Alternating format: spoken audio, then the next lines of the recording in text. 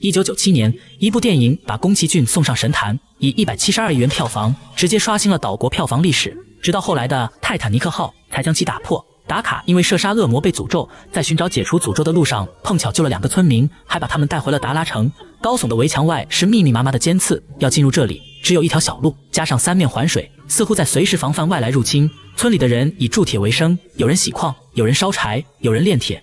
屋子上方整天热气腾腾，工业化的气息与周围的环境形成尖锐的冲突。达卡因为救了村民，受到了幻姬的盛情款待。